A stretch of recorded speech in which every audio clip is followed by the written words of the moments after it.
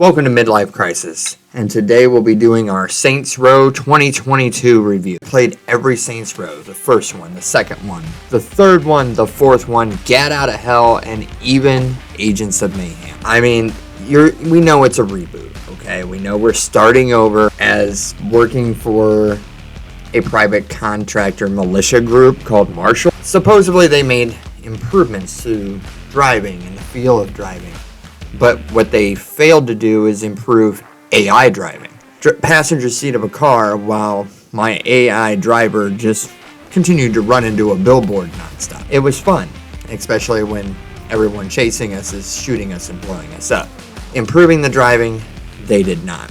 The side missions are much of the same. You have insurance fraud, mayhem, but none of them work. That was the thing that was so frustrating is the things that you enjoyed doing in the previous Saints Rows, they did not work. This Saints Row has lots of collectibles, but everything is kind of bland. Just the scenery, the buildings, they all look the same. I mean, they have identical windmills everywhere.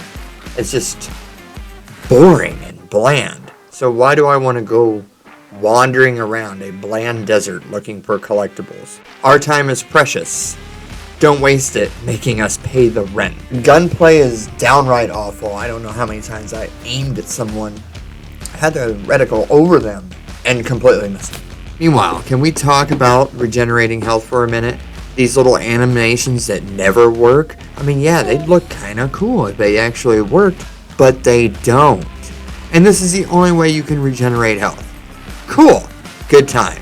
Gun shops have a limited selection of alternatives, but aside from the weapons that you can unlock in missions and side quests, is just lacking the fun and silliness that Saints Row is supposed to have. Missions are pretty linear, characters are pretty boring and bland. Landscaping is bland. The whole place is bland. It's got a line-shaped rock and a pretty bridge, and Saints Row 4 may have been a blown-up version of Saints Row 3, but it stayed true to the franchise. Saints Row 2022 did not. They didn't blow up the map like they did in Far Cry 6 and make it so huge that it takes you forever to get anywhere. But that's about it. There's a lot of filler. It's just boring. I would say do not buy this game. Do not waste your time. Hopefully it comes to Game Pass for you to try out and give it a whirl. But right now there are several better titles that you can play for free. So for Midlife Crisis, I will talk to you. Like, subscribe, click that bell,